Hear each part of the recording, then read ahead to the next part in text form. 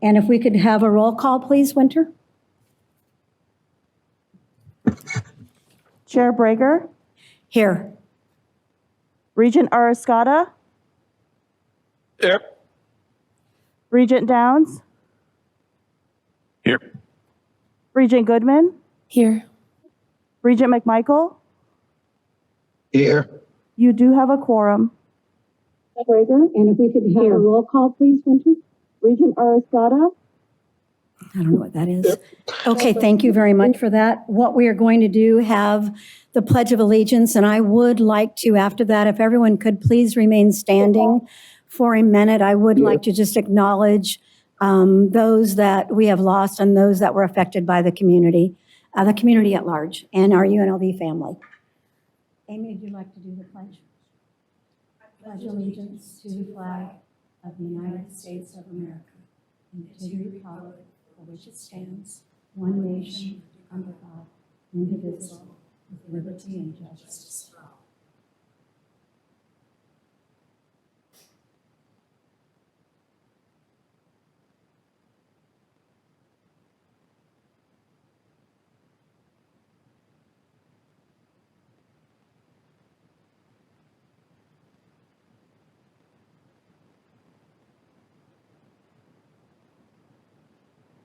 Thank you. We may be seated.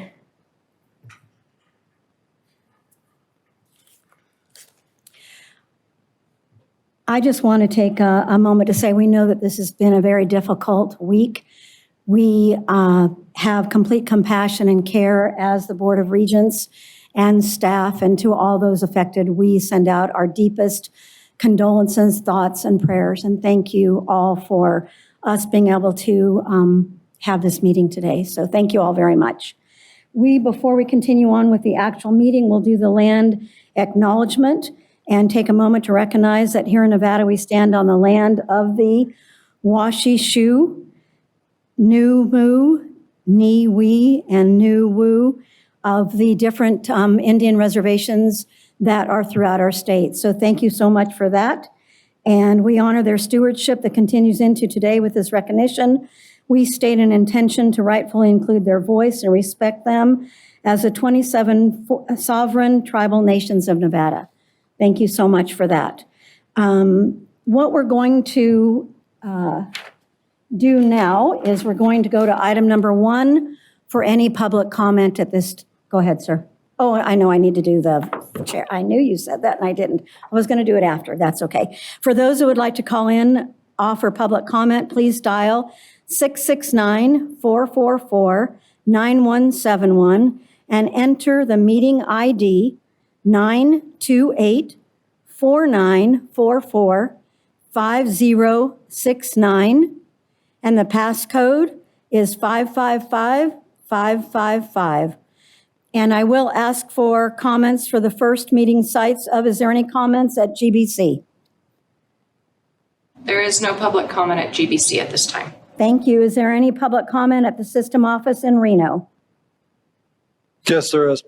Thank you. If they would like to go ahead. Thank you. Good morning. I'm Jim New, Nevada Faculty Alliance.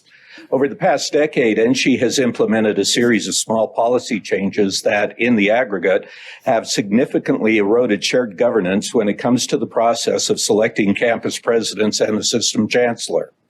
The policies that once mandated national searches for NSHE leadership positions have quietly undergone multiple small changes since 2012 and now give the regents the authority to immediately appoint individuals in an interim capacity, potentially avoiding a search altogether.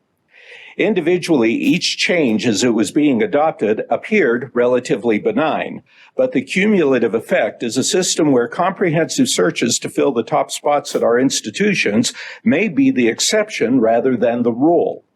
This shift in policy effectively diminishes the scope and opportunity for meaningful faculty engagement in the crucial task of selecting campus leaders, a foundation of shared governance. With 18 months to go before the next known presidential vacancy, there really is no good justification for not planning a national search to replace that individual, and it should begin no later than October 2024. NFA strongly urges the board to modify Title II, Chapter 1, Section 1.5 to require a national search for a president or a chancellor when you become aware of a pending vacancy more than 9 months before it occurs. Anything less is a betrayal of the critical partnership between faculty, students, and administrators that is necessary to maintain an effective system of higher education. Thank you. Thank you. Is there anyone else up in Reno? No, there is not. Thank you very much. We will now go to public comment in Las Vegas.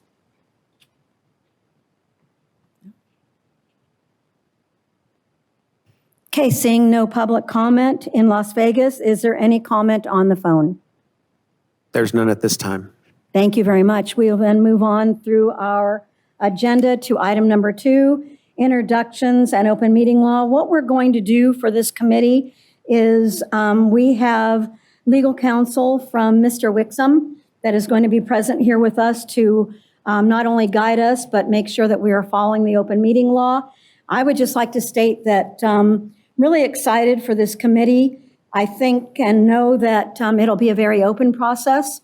We're excited for any changes, and what I will do, I will first have Mr. Wixom speak, and then I will go to board members, and after that, I'm happy to open that up to our regents for any questions or comments they might have. So we will do that in that order. So Mr. Wixom.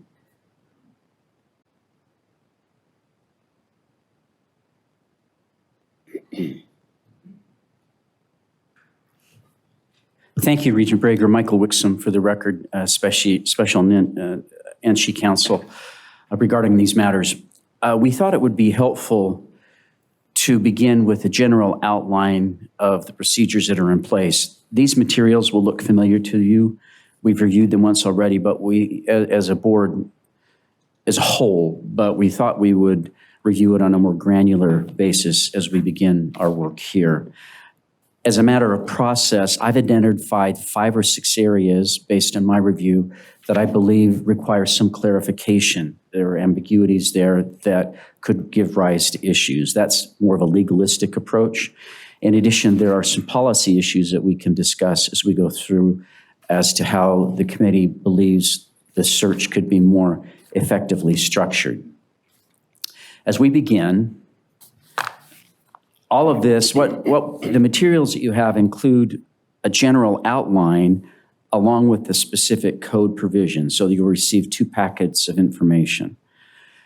As we begin a search process, the board shall determine whether to conduct a national, regional, in-state, or other search for a permanent chancellor, and whether the committee shall be aided by a search consultant. I need to stop for a minute and identify the first ambiguity, and that is, if you'll turn to your materials, this is in section 5, 1.5.4D, and it begins with the phrase, whenever a vacancy occurs or is about to occur in the position of chancellor, the board shall, at the next regular or special meeting of the board, consider whether it will request recommendations for an acting chancellor or an interim chancellor. The issue that we face is, I don't know what it means to say that a vacancy has occurred or is about to occur. That's ambiguous, and it gives rise to some potential issues. And I think as the outset, that is one clarification that we may need to drill down on a more granular level, is identifying what it means to say that a vacancy occurs or is about to occur and how that impacts the search process. So that would be the first item. The second item is before you on the screen. If the board determines to use a search consultant, the search consultant shall be selected by the chancellor, the chief of staff, special counsel to the Board of Regents, and the chief general counsel. There are 2 issues in that clause that could be clarified, I believe, and also in consultation with Regent Brager, it may require some additional policy changes. For example, if you determine that you're going to use a search consultant, how are you going to identify the search consultant? How will you evaluate the search consultant? Who selects the search consultant? What's the process that you go through in identifying the search consultant? There, it provides that the search consultant shall be selected by the Chancellor, the Chief of Staff, and Special Counsel to the Board of Regents. So the first issue is who goes through that process? Should the committee select the consultant, or should those individuals select the consultant? The rationale behind those individuals selecting the consultant is that it's not then open to the open meeting law. If the committee selects a consultant, then you would have to go through a two-step process. Some individual, presumably the chair of the committee and chief of staff, would identify a series of candidates for the search consultant position, and they would come back and the committee would evaluate the candidates as a whole. That's one area. The other area that could require some clarification is there's a phrase that's used throughout the code, special counsel to the Board of Regents, but that term is never defined. I don't know what that means. In the past, I guess right now that's me, but there's no definitive process to identify that. In the past, the chief general counsel has taken that role, or an attorney within the system at the behest of the chief general counsel. So that area could require some clarification. The board chair then selects the committee. We have step 4 is the appointment of the chair of the committee. Step 5, and this is where I think we could have an area for rich discussion, I believe, and that's the role of the advisory committee and how the advisory committee functions and how you want to utilize the advisory committee. And so that would be an area that you could have some significant discussions about. The next area is this clause: the Regents Chancellor Search Committee will oversee the details of the search. I don't know what that clause means. I don't know what it means to oversee the details of the search. I don't know how that interacts. There's some ambiguity there that could be clarified, and I think it would be helpful if we did have that clarification.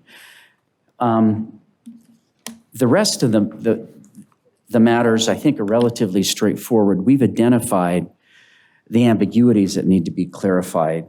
The next question is how you want to go through the process. For example, there's a discussion about blind searches and how blind searches work and operate.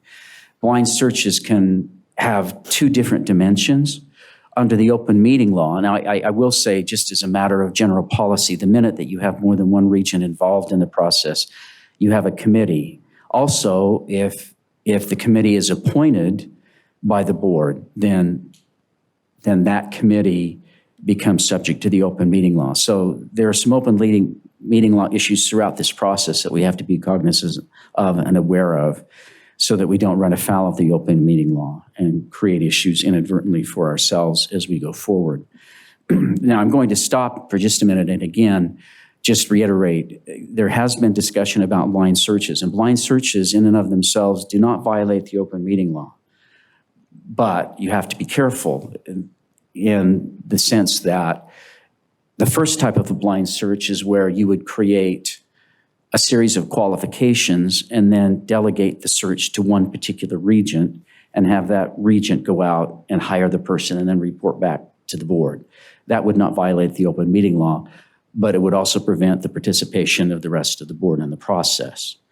The second kind of a blind search is a search in which qualifications are brought forward without names. And so you would bring an individual candidate forward. You could have 5 or 6 or 10 or 15 or whatever, but they would have a series of qualifications. The problem that you have is the more granular the qualifications become, the more transparent the individual is, and it becomes less blind as you go through that process. And so that becomes a challenge. So if you're going to go through that kind of a blind search as a general matter, if you want to get to a granular level, then the identity of the individual would pretty easily be ascertained, and they would be hesitant to, I would imagine, to go through the process on that basis. So with that general explanation, I'm going to stop for a moment and ask if you have any questions or if you have additional areas that you would like to explore.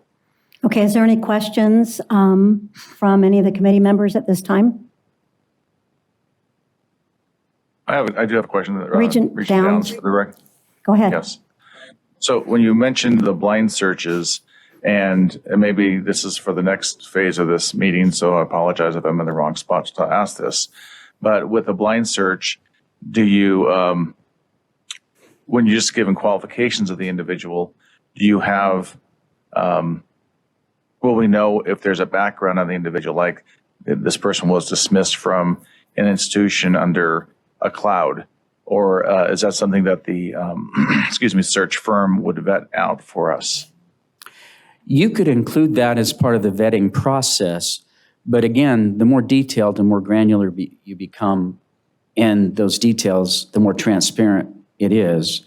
And the idea behind, the rationale behind a blind search is twofold. First, that it becomes more impartial as a board. So the board is looking then, the idea that the rationale behind the blind search in that context would be that the board would be making a decision solely on qualifications and no other factor.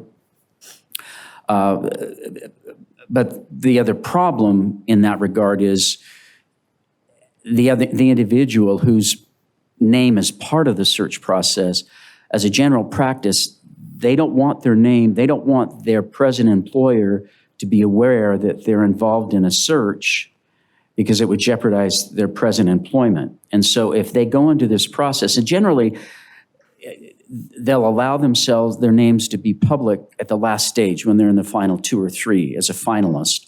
And that's just part of the process, and they understand that. But if they're in the final 10 or 12 and their name becomes known because the blind search becomes, quote, blind, unquote, search becomes so granular that their name becomes apparent, then that becomes an issue for them. And I can say, because of the searches that I've worked on before, I know that search committees watch this process nationally. They're looking for their candidates. They want to know if people that are part of their group of candidates that they work with are part of somebody else's group. They want to know what their people are doing so that they can keep track of them. And so they're going to be watching this process very, very close. And so if you go to the process, you need to understand, and without making a judgment on the policy itself, because that's not my place, but you need to go into it understanding that they would be reluctant, my experience tells me, to be part of the search where their name is going to be known at that level. And you would want, the other side of that is you would want to have enough information as a board to make a quality decision. And that gets back to the point that you raised, Regents, down. Those are factors that you would want to know. And you could go to the search consultant and say, we don't want to have anybody who's been called into question because of certain activities. But the problem with that is that there may well be an explanation. I mean, and it could be later a satisfactory explanation to you after you look at the details of the matter. I'm going to stop. Does that respond to your question? It does, but I have a follow-up question. Please. When you mentioned that the information we would get about any candidates in the blind search would include qualifications, so I'm assuming that wouldn't be like this person was the president of like some Virginia State University. I'm making something up, but it wouldn't say that information. I assume it'd be that this person was at a state university level position. Is that how they wash it down so we don't get too much detail? That would be typically the way you would do it, but you would create those procedures and that framework, that rubric at the beginning of the process. And so you would agree that we won't name the institution, but we would want to know enough about the institution so that we would know that the institution is similar to the institution that you're doing, for which you're doing the search. Okay, thank you. Vice Chair Scotta. Thank you, Regent Brager. One of the items in which Regent Downs just identified was the apprehension of qualified candidates applying for this type of position. If there's going to be repercussions from their application, and then the trickle-down effect in which their campus or their current employer finds out that they have applied rather than just being in the final 3 when they're duly notified, there could be an apprehension for qualified candidates to apply for this position. My other concern is the redacting of information that would be necessary to qualify as a candidate in which we would see as the qualified candidate, because everything is going to be redacted. So, Council Wixom, from your experience, would it reduce or eliminate the qualified candidates from applying for this type of position, having the blind hiring? Michael Wixom or again. the other? Yeah, Michael Wixom again for the record. When I was on the board, I participated, I think 12 or 13 searches. None of those searches were blind searches because that was not part of the board policy. And so I can't speak specifically to blind searches. I can speak conceptually to blind searches because, again, I was not part of a blind search. Based on what I know about blind searches, there are legitimate policy reasons to do a blind search, and I understand that. There are blind searches that can be done at different levels at the university, at an administrative level, when you're looking for a particular faculty position. And again, I'm not making a judgment on blind searches. I am just saying that blind searches have different implications in different parts of the institution.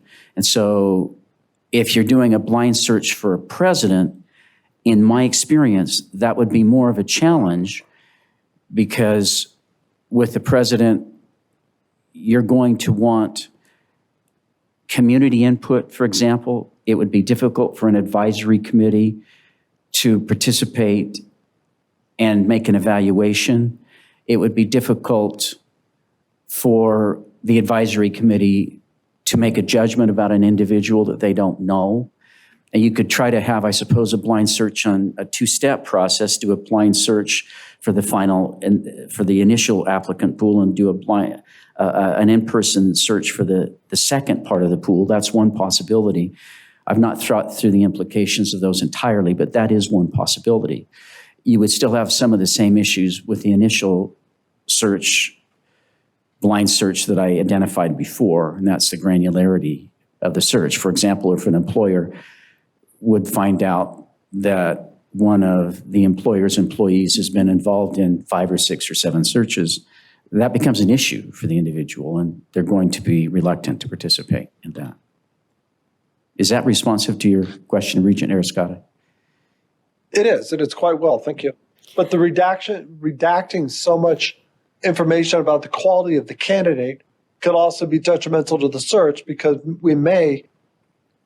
all the information pertinent to the position itself may not be available because it's completely redacted, from publications to locations they've worked, from referrals in which they're placing. We want to make sure that we have the most qualified candidate, and to have the confirmation of each of the board members or the Chancellor's search committee, the individuals that have been appointed or assigned to lead the search, having that non-disclosure and having the confidentiality to assure that each candidate will not have their information exposed is going to be, it may be the best way to get the highest quality candidate. If I may respond, Regent Brager, if I may respond, that would be a policy judgment, and that's not my role to evaluate a policy judgment in that regard. I understand what you're saying, but again, I couldn't respond specifically because that would be the role of the board and not my role. I would caution you, Regent Arascata, with that response, and the entire committee as we go through this process. We need to be careful. If you go that route, we would have to look at this very carefully from the open meeting law perspective and make sure that the whole process doesn't inadvertently create an open meeting law issue. Because as I said before, the minute the regents participate in the process on any level other than one regent, then you have an open meeting law issue. Thank you. Okay, thank you. Is there any other questions from committee members? I will come back around after we go through the meeting to hear from any non-committee regent members.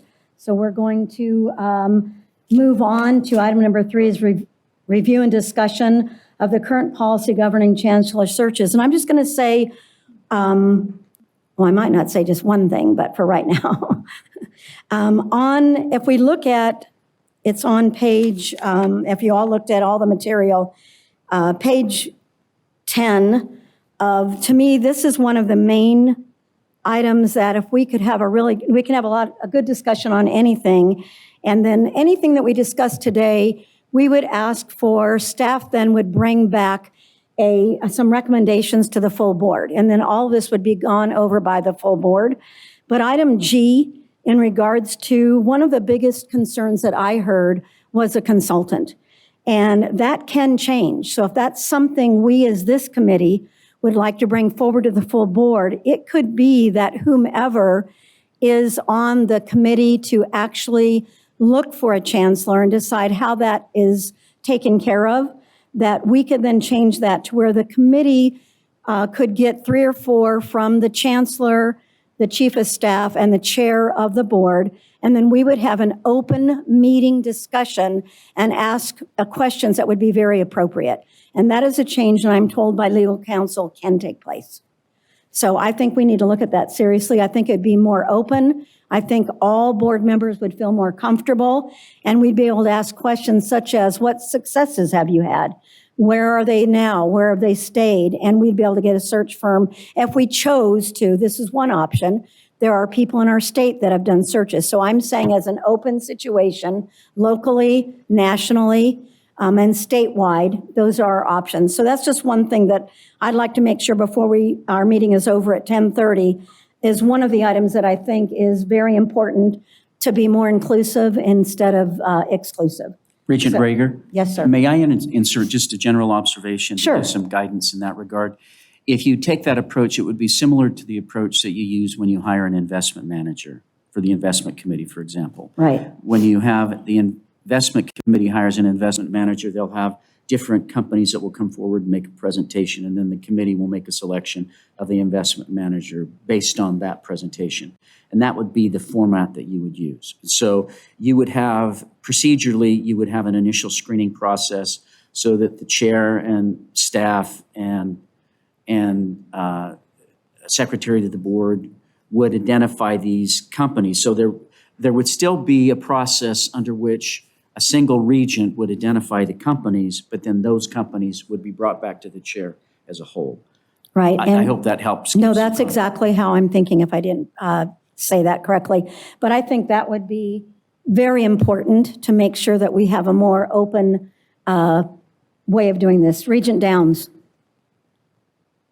Thank you, Chair Brager. And I'm not sure how do I identify Mr. Wixom? Is it Chief to the Council of the Board, Wixom? I want to make sure we're appropriate with this, but I have a question for you about this. Go ahead. Okay. So regarding the, if we were to have the committee choose the search committee, search firm, excuse me, how much time, you mentioned it would be a 2-step process, so we have to introduce it and come back and vote on that. How much time would have to elapse between those 2 meetings to follow open meeting laws at a week? Just because that could slow down the process, but I mean, maybe that's something we would want to do. What is the required amount of time between the 2 meetings to make that selection? Well, thank you, Michael Wixom, for the record, and you can call me whatever you would like to call me, but I respond to anything. Regent Downs, you have 2 considerations. First, a legal consideration, and a second, a practical consideration. Getting ready, as you know, for a board meeting or a committee meeting is a very challenging process for staff. They have to assemble the agendas, they have to assemble the materials, and they have to put all of the materials together, make sure they comply with the open meeting law, and get them posted. And so operationally, that can be a challenge. So you have a practical challenge. From a legal perspective, it would be whatever the notice period is. I think in the past, I've seen back-to-back meetings within a week, for example. So you could have one meeting, have a response to the direction of the committee or the board, within the next day or so and then post the meeting. So you would get the posting out within the open meeting law period. But that's a tight time frame. It would be, depending on how much you're asking the staff to do, it could be a challenge in that regard. Is that responsive? It is. Thank you. I appreciate that. And a follow-up question to Ms. Nikolajewski, Chief of Staff to the Board, Nikolajewski. If what would it be reasonable for your staff in doing a turnaround on that? Is a week? Is it 2 weeks? What would be something that would be manageable for your staff to be able to process? Thank you for the question. Carrie Nikolajewski, Chief of Staff to the Board. Just to back up just a little bit, I'm not totally certain that it would require 2 committee meetings because certainly staff could issue an RFP and do an initial evaluation of the responses and then bring whatever's charged by the committee, 3 to 5 proposals forward. That could start, I think, without an initial committee meeting.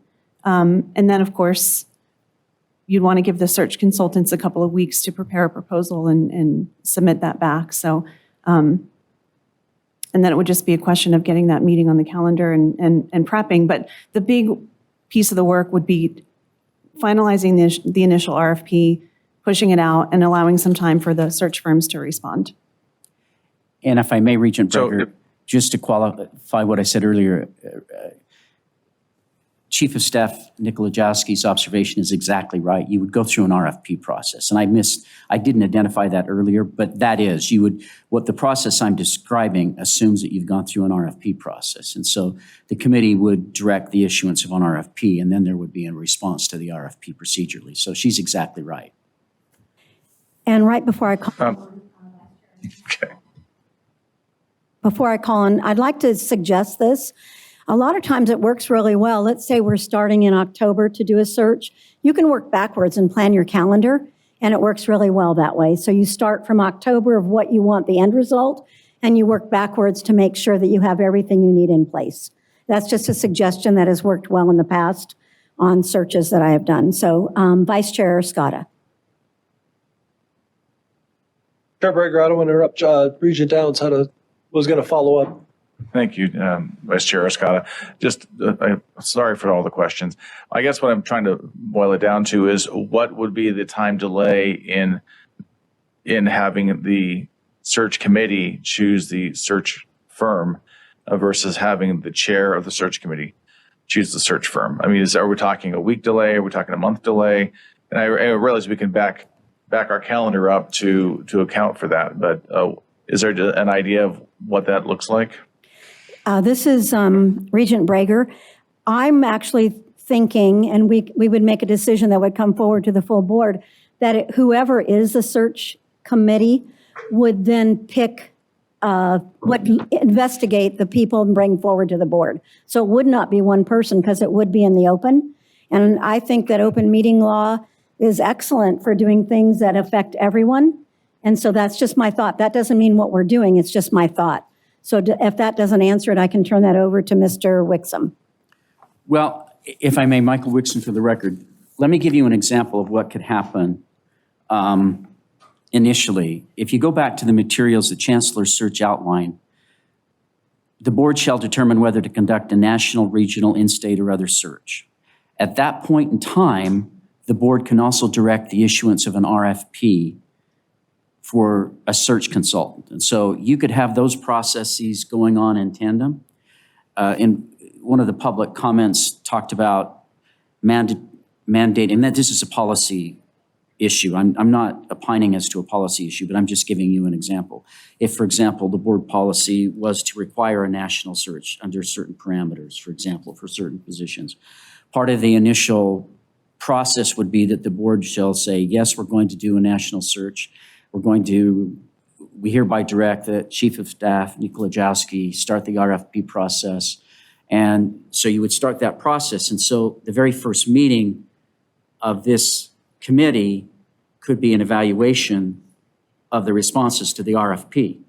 So that could be a very telescope down process. So an RFP generally, I mean, there are national search consultants that you would identify, so you would publicize the RFP.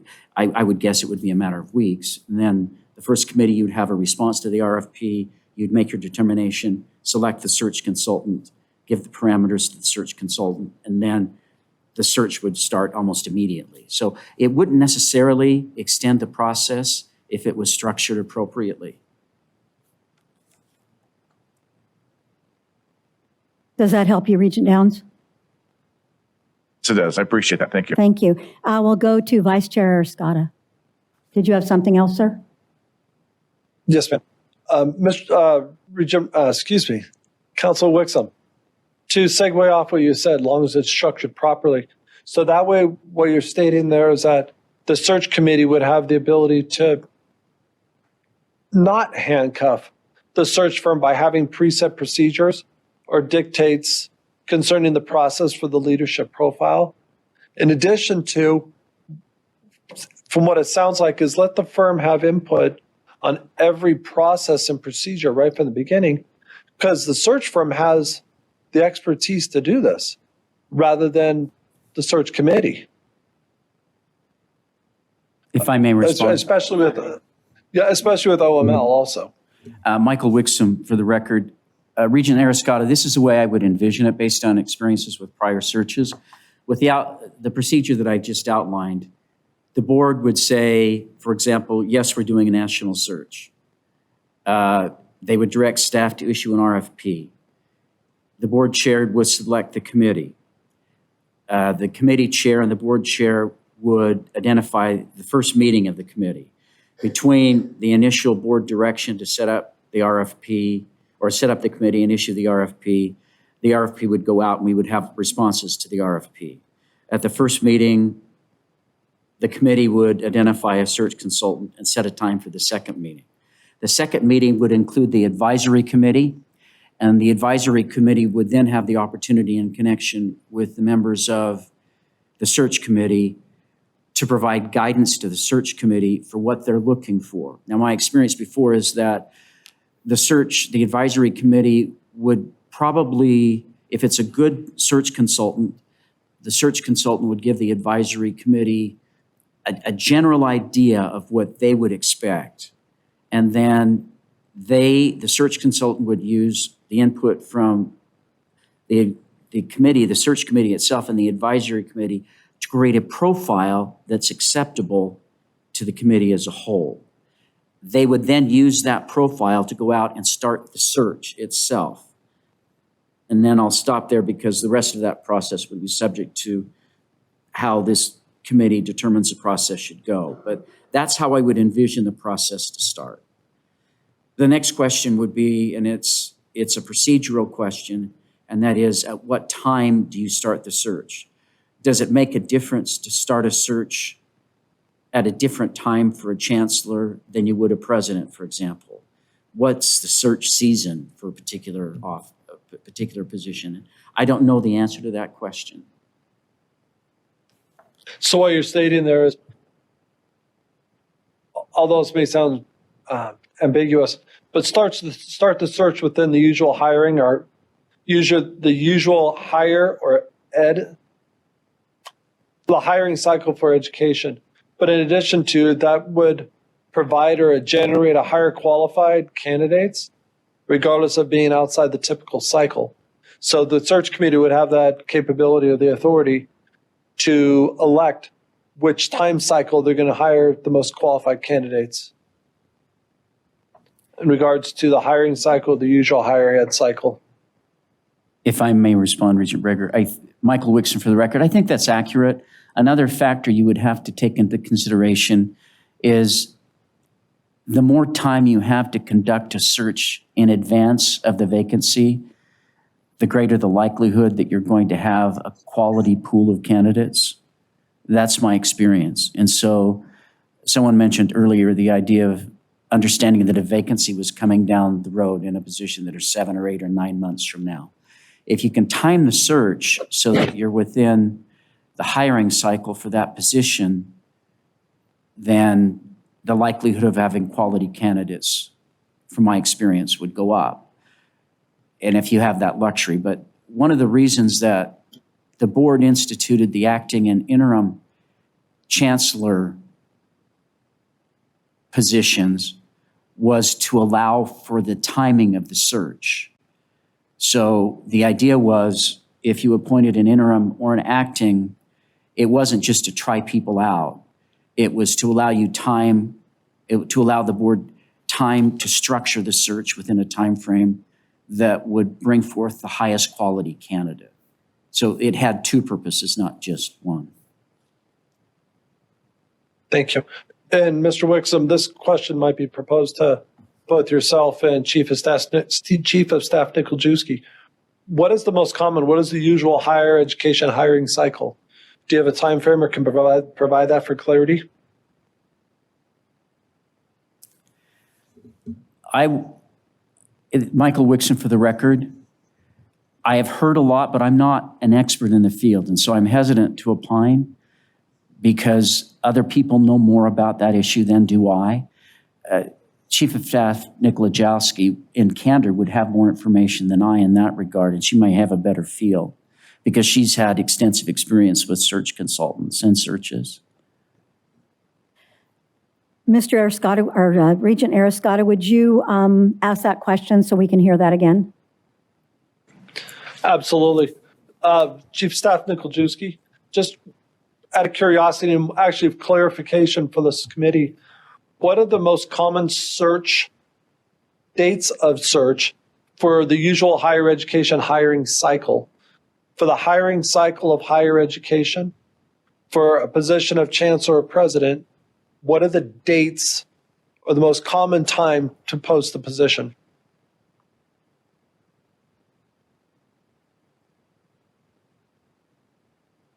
Thank you for the question that I don't honestly know the answer to. I can tell you that we've certainly started searches at different times, and that's been my experience. So I think Chancellor Charlton has a more appropriate answer than the one I just gave. Thank you. Chancellor Charlton, please. Certainly. Good morning, and for the record, Interim Chancellor Patty Charlton. I would suggest that the most important part of the search process, particularly for not just the chancellor, but also for presidents, is one that lends itself to transparency and the most opportunity for inclusion and involvement from the stakeholders. And so typically I would suggest that you're looking at a time frame where you are able to engage with students, with faculty, and that would typically be a launch not later than, I would say, a fall semester, typically, because then you have the time for those stakeholders to be, one, involved in the process of building that profile of what's necessary and what's being looked for in that highest level of executive leader, but also for them to participate throughout the process and not run the risk of having the search, for example, wind down after the spring semester, where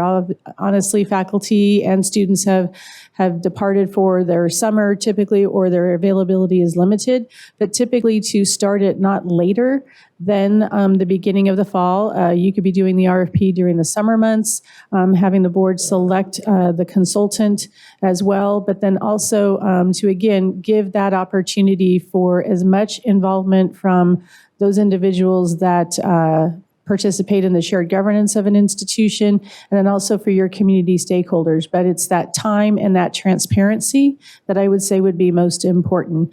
You do lose a lot of involvement when you go over a summer months, and so to have even final interviews done after faculty and students are gone can be very challenging and can be seen as not as transparent. Thank you very much. And Thank you. Was there anything else from you, Vice Chair Arascata?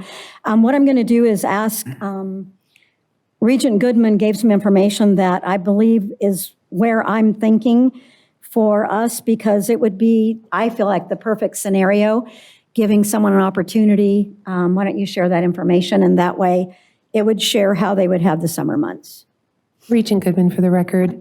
Essentially, I actually did some research on this, on how timelines work. And just to give you an idea, October, let's say you start in October, this is kind of what I've seen a lot of the different systems do. Start in October, you have a learning and listening session. Then you move over to a 1-month period of defining exactly what the position entitles. Then you move over to building your candidate pool in a 2-month period. And then you have another period where you're kind of vetting some of the information, at least the search committee is.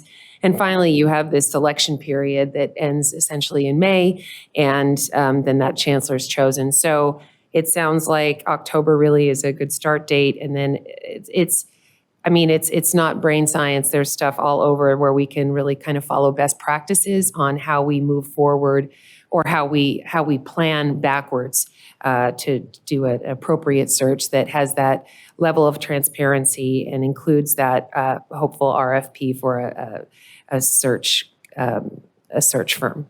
Thank you. Thank you for sharing that. And what I think is really great about that is then a new chancellor would have June and July to be able to meet staff, to be able to meet professors, to talk with students, to share a plan, and to work with the board. And so to me, that gives us a good time frame, and it's something that we can have discussion on.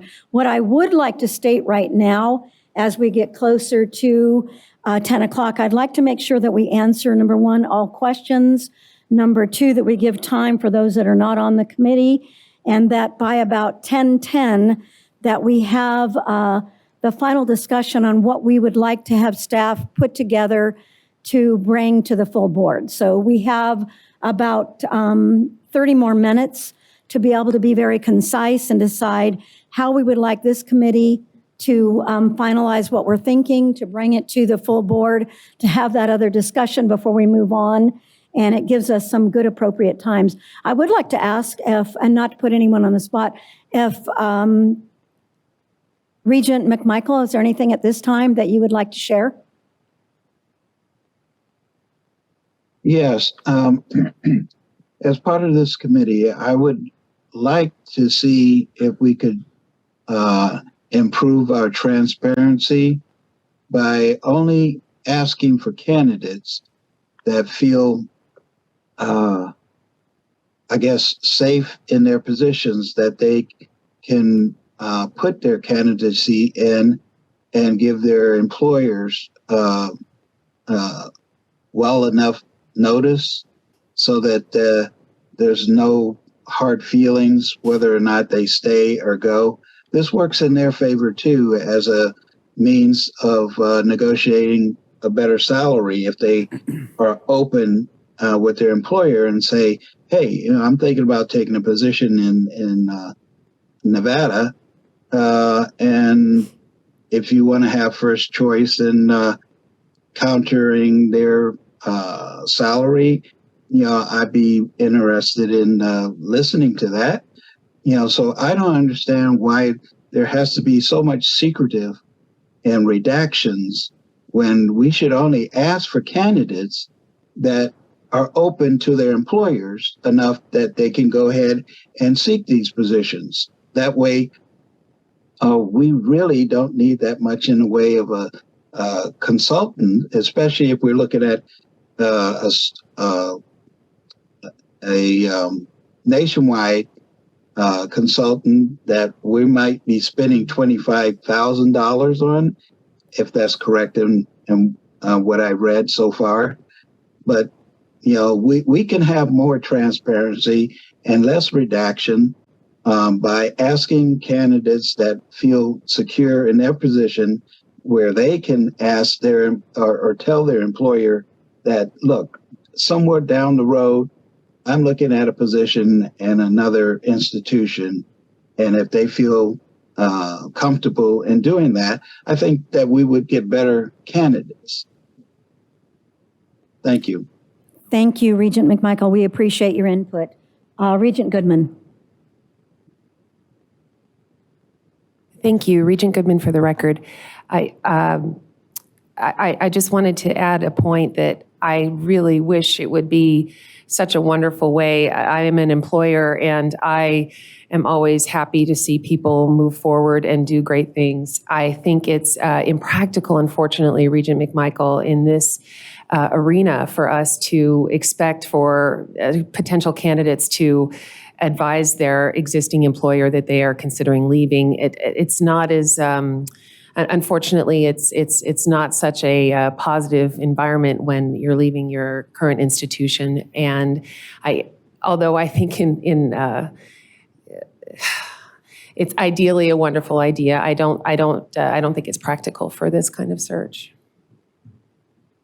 Thank you for your information. Do I have any other comments or questions in regards to what we would like to bring forward? And once I see that we've asked all of our questions, I would like to open it up to our committee that is, or our regents that are not on the committee. So first I'll go to our committee members, and then I will reach out to anyone else. Okay, for those that are on the committee, be thinking about, I will open that up, and I see Regent Boylan, and I'll call on you in just a moment, to make sure before that final, this is over today, that we have decided, if we're able to, move this forward to the full board. And if not, we can hold another meeting to make sure that everything is being taken care of. But it would be nice to be able to move forward today. Regent McMichael, did you have something else? Or you're good? I'm good for right now. Okay, thank you, sir. Vice Chair Escada. Thank you, Chair Breger. I do have a few items I would like to put into the record or as suggestions. And bear with me because I hope I'm not going to get a little bit too wordy here. But a few of the items I feel that might be imperative for this entire process is try to get a buy-in for selection criteria to make a difference and are related to superior versus average performance. What I'm saying is it insists that the selection and the performance criteria focus on the attributes that predict success, and they're not easily trained. So essentially having a person or a candidate coming into the process or throwing their hat in the ring, have them already have the acumen to provide leadership. It's going to be most important when you have a person that can command a room, generate an immediate amount of respect, not just from the regents, from the presidents, and from the entire system, but have that person. But also insist that the criteria be maintained through the course of the search process. What that means, if we're going to start with a national search, let's do national search. We have to have that. It's going to cost a little bit more to do a national search than it is going to be a regional or state search. So we can't change the goalposts with that. But we need to have our own debrief of the search revealed a large program beyond the OML, potentially, to be the lack of involvement of the search committee and whole board in the process. So essentially put in their trust, our trust, the committee, and only having one person, which would be that search chair, intimately involved in the process, took a leap of trust, and it's too large to make. Because having that one person, as in the person designated to lead the search, that person is often peppered with questions of insecurity of what's going on. And as it was previously mentioned by Councilor Wixom, if we have two regents in the search process, that'll violate OML. Correct me if I'm wrong, Mr. Wixom. Michael Wixom, for the record, it wouldn't, the naming of two searches wouldn't violate the OML, but if the two regents then didn't follow the open meeting law, then that would be the issue. So you could name two searches, but you're creating an additional subcommittee. So just for purposes of clarification, the act of having two regents participate doesn't violate the law, but if then those two regents don't follow the open meeting law, that would be a violation of the open meeting law. What about give two regents the opportunity to have a meet and greet with the candidates to include meals? For example, once candidates have been selected or identified, have every board member have the opportunity to have a meal or sit down coffee with the finalist candidates and or their partners or spouses, which may be very helpful, just to kind of make sure that there's a compatible relationship between everyone, that everyone is understanding that whatever, once again, the acumen and the knowledge and the experience that we, the Nevada system of higher education, is seeking in a chancellor, that person has it not just in a textbook, but has the ability to recite it also. Michael Wixon for the record. Pardon me, I didn't mean to cut you off. No, sir, go ahead. Michael Wixon for the record. With respect to social engagements, they in and of themselves don't violate the open meeting law. You would just have to structure the social, and we've done that in the past many, many times. You would just have to structure the social engagements so that you didn't have a quorum of the board or a quorum of the committee that were part of the social engagements, number one.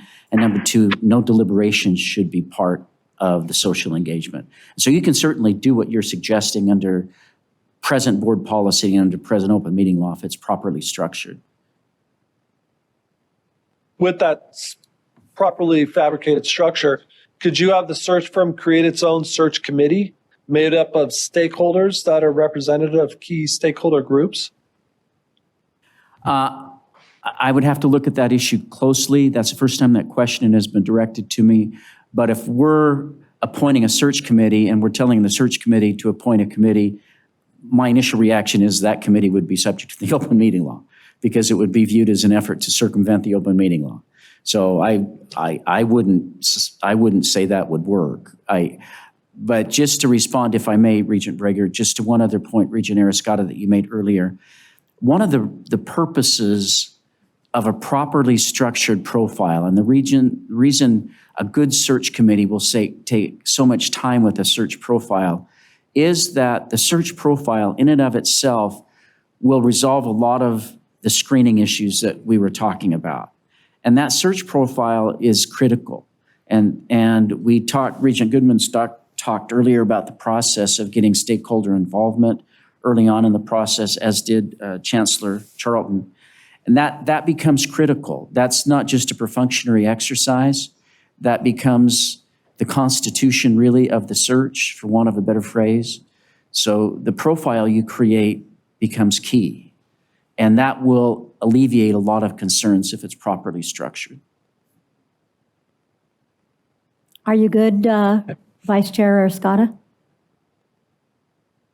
One other question, if I may, Regent Breger.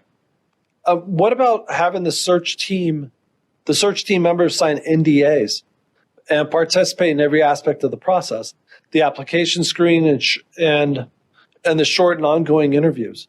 Is that something that's possible without having the overlap in the OML? If I may respond, Michael Wixon for the record. By NDA, you mean a non-disclosure agreement? Yes, sir. The non-disclosure agreement itself is not going to cure an open meeting law violation. And so that should not be used as a safe harbor in that regard. You may, from a policy perspective, have participants sign non-disclosure agreements, but that would be a policy issue, but it should not be viewed as a way to circumvent or cure an open meeting law issue. Thank you for the clarity. Regent Breger, thank you for the opportunity. You're welcome. Regent Goodman.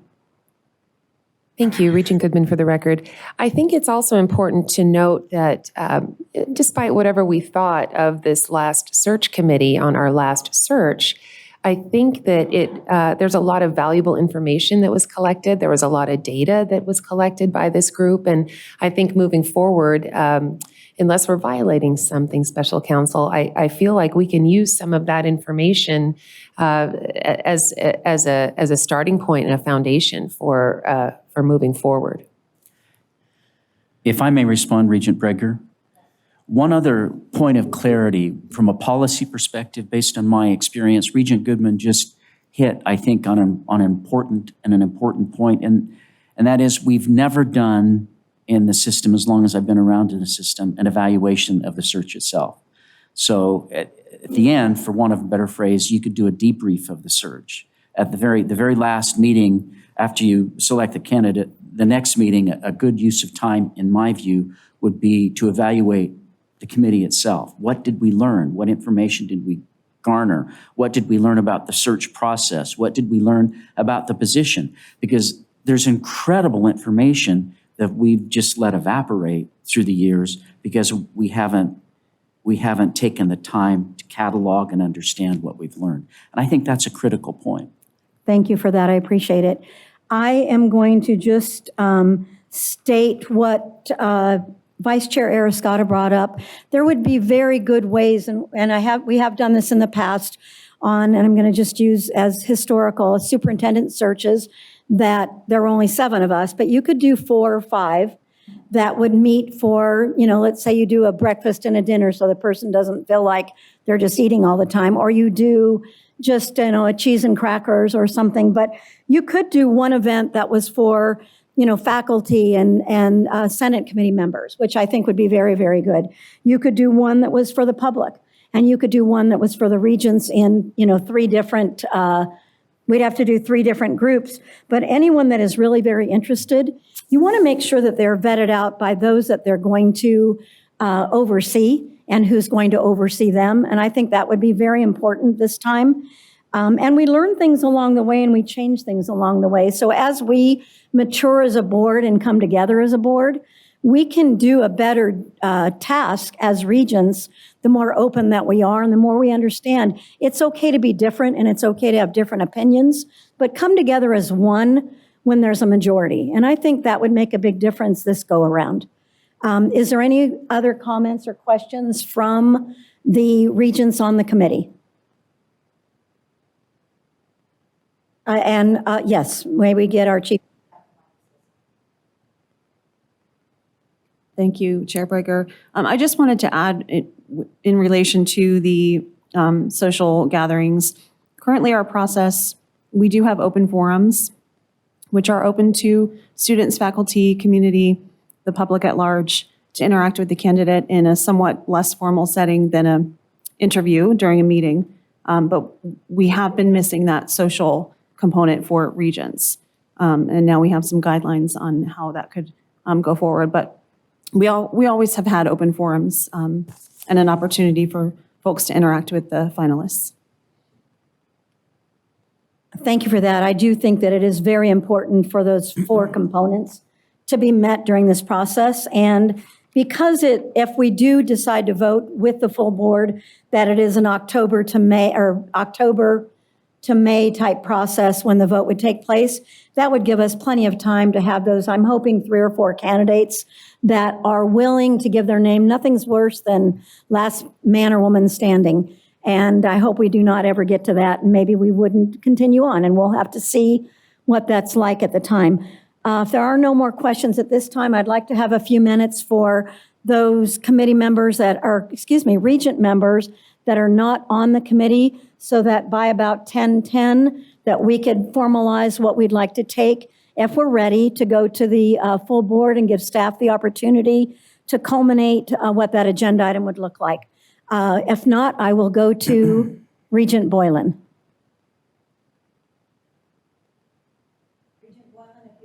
Thank you, Madam Chair. Appreciate it. I agree with what Regent McMichael said. We've got to stop this secrecy in hiring.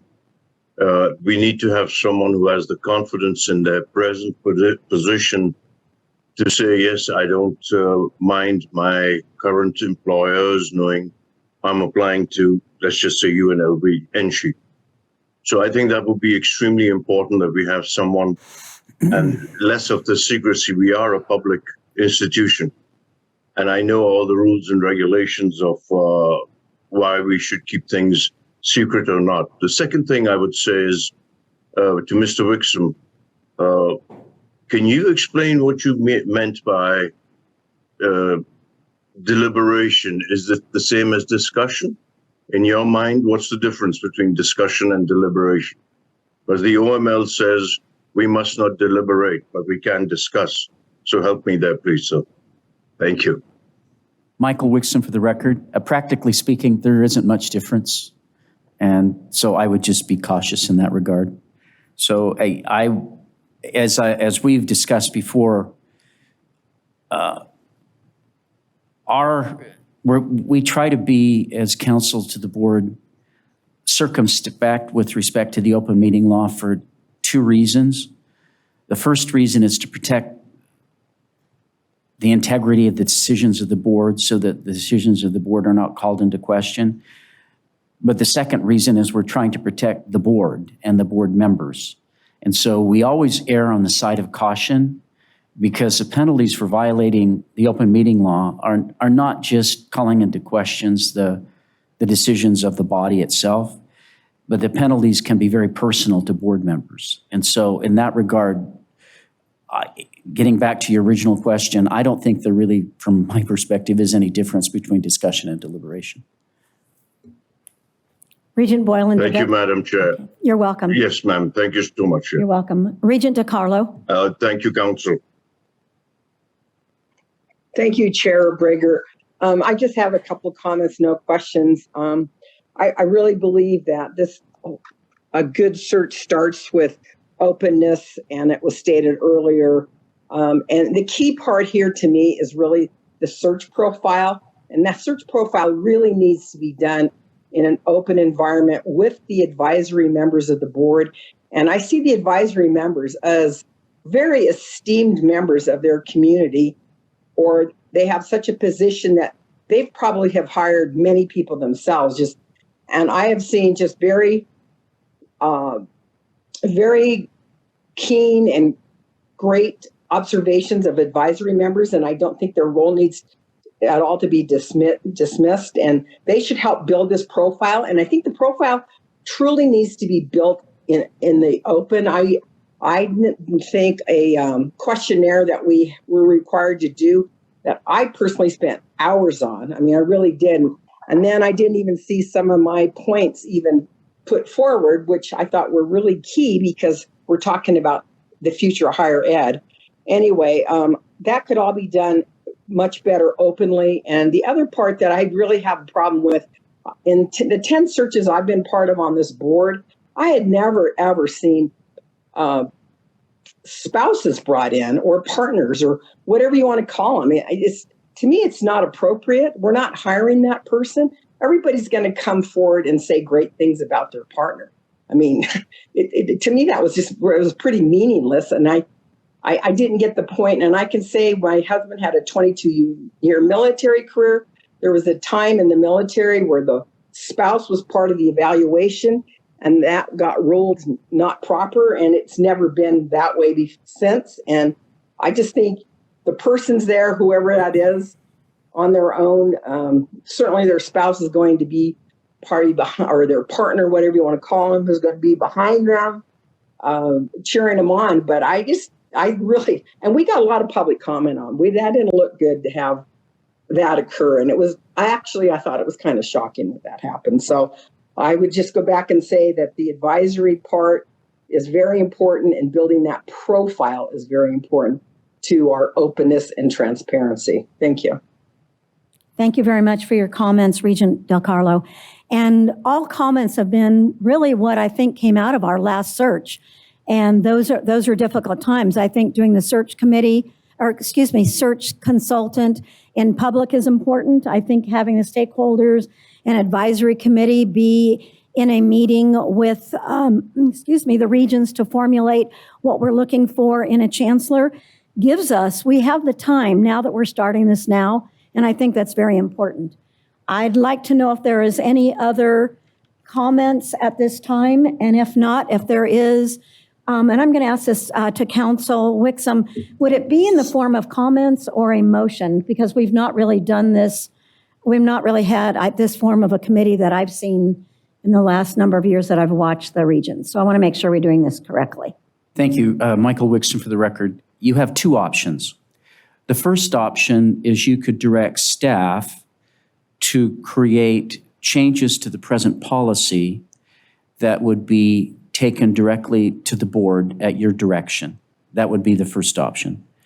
The second option is you can direct staff to create policies that they would bring back to this committee for further discussion and input. And so there are advantages and disadvantages, practically speaking, to each methodology. The first methodology certainly would expedite the process, and it also opens up the process to the entire board. The second process would take a bit more time, but it would allow you to refine your comments and to think more deeply about other changes. For example, if staff comes back, if we come back to you with changes, the changes we may make may not entirely reflect what you think you've told us to do. And so the advantage to the second process is that it would allow you to be a governor over what we've done, to make sure that what we've done is responsive to what you want. Thank you for those comments. I think that was very helpful, and I wanted to make sure we're clear. It's an open meeting. I would like to know the pleasure of the board. I would state that the two-step process would be very accommodating and make sure we're very clear in everything that we want to do, and then bring it to the board for the large discussion. And I think it has to be a very open discussion. We're hearing that over and over. I think that's exciting to know that we can be open, transparent, speak well with each other, and move through getting to the whoever the actual Chancellor committee would be, knowing that we would have dynamic results from all 13 of us. Is there anyone that thinks differently on that? I'm open to hearing from anyone. And then we could clarify a couple of things we want to make sure. I believe they've heard what we want, but I'd like to make sure on a couple that it's been very clear. Anyone from the actual committee that would like to make a statement at this time? Yes, this is Regent McMichael. Please go ahead, sir. I would like to make sure that if we're going to use any advisory group, that we first look within NSHE. I believe that the $25,000 could be well utilized elsewhere, and we have enough brain power within NSHE to put together a group, and it should cost zero. Thank you. Thank you, sir. Regent Downs. Thank you, Chair Brager. I like the two-step process as well, just because I'm honestly feeling a little bit of pressure. Looking at the next agenda has information for us to bring forward to them. So I'm feeling like, whoa, can we do this? Because I'd like to explore a few more concepts a little further. And may I elaborate at this time, or is that the limit of where you wanted the comments to be made? No, you're more than welcome to bring forth anything, and staff will make sure that they have those comments from all of us. I'm going to bring one forward, so I'd love to hear what you have to say. I just didn't know if we're doing this in phases, but if I continue, then a couple of questions I have. One, I want to say in support of what Regent McMichael had stated, and Regent Moylan also agreed. I have this curiosity, and I know I've been hearing for years that we get the best candidates when it's a search where we don't release the information. And there could be truth to that. I have this curiosity, what would happen if we did have a search where people were out and open, and there could be an open discussion about that. And I believe if that was the case, we would have a meeting where we would choose the final candidates together with all the candidates being known. And I believe that isn't the purpose of the separate decision-making to be done in order to keep those candidates not publicized. But I have another question for Mr. Wixom. Is it possible, if we were to stick with somewhat of the current structure where the chair of the committee works with the chancellor and maybe the chancellor and the search committee in finding candidates, finalists to bring forward, is it possible to expand that to some of the advisory group members without violating the open meeting law, if it doesn't include any more regents?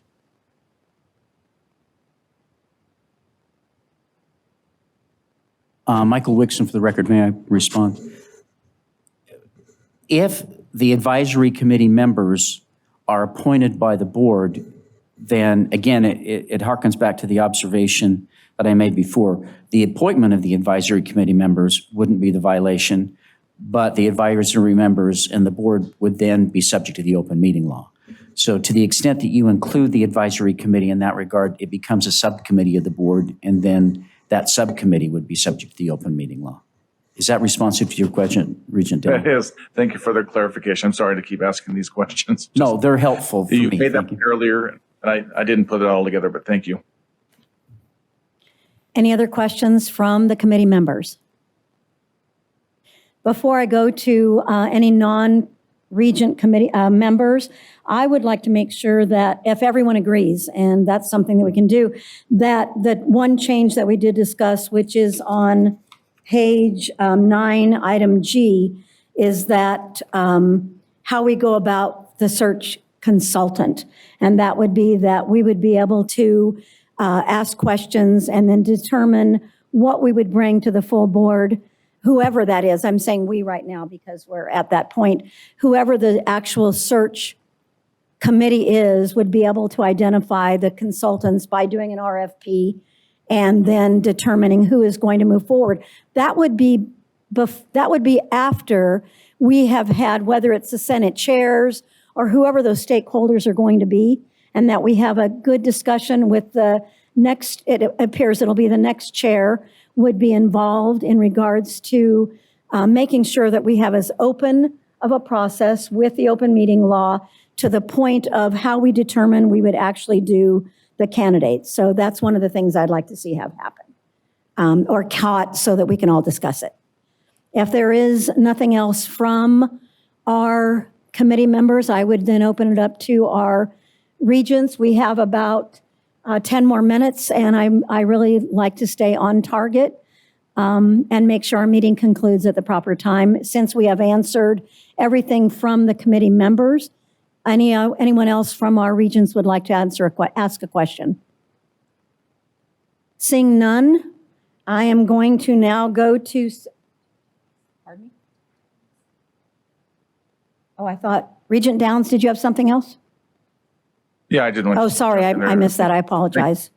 No, you didn't do anything wrong. But I would also like to address the timeline that Council Wixom brought up, the 1.5.4D, how it's ambiguous on the timeline for starting a search if we were notified that a vacancy is going to be in a year or a year and a half or 2 years, when we would begin that search. And can we address something there as well, that a search will be conducted, I don't know, we'll begin the process 10 months prior to the vacancy occurring. I'd like to see something like that addressed in some policy changes if possible. Thank you. Thank you, Regent Downs. And I think clarifying that is very important so that we're meeting. We have heard from Senate committee members and professors how that October to May timeline, and I do respect the fact that that would probably, in this instance, be very, very good. But of course, I'm only one person. But if we did that and ended up in May with the actual person, then they would have that lead time when not very many people are on campus and be able to get themselves, like, what are their first 10 things or what are their 100 days? And so thank you for that. If there are no other comments or questions at this time, I am going to go on to let me get myself where I need to be. If there is any, pardon me? Yes, sir. It would be appropriate now, if the inclination of the committee is to go with option 2 as I outlined it, to entertain a motion from the committee for the approval of option 2 and then a direction to staff and to special counsel to go through and craft amendments to present policy and bring them back to the committee for your review. That was my understanding of the general will of the committee. If that's correct, then that would be the appropriate motion, I believe, at this point. Okay, I appreciate that. I'm going to let our chief of staff speak. Just to note, Council, this is agendized as information only. Well, then we can't do that. but we can bring hear that you. back. Okay. So we could ask for another meeting to correct. Yes, certainly. And then we hear the direction. And we could do that new business, actually. Thank you. That's Okay. right. That would be the appropriate forum. Okay. It's new business. Thank you. That's where I was going, but we'll do it Now, any new business from committee members at this time? Regent Downs, would this be where you'd want to ask for your second meeting? I would request a second meeting that we can formalize some of these changes to be made that can be brought to the full board in the end. Regent Goodman. Thank you, Regent Downs. Just in response to that, just for note, if we're able to do that expeditiously so it can take place before the next board meeting so that it can be placed on that agenda, that would be really great if we can just move it forward quickly.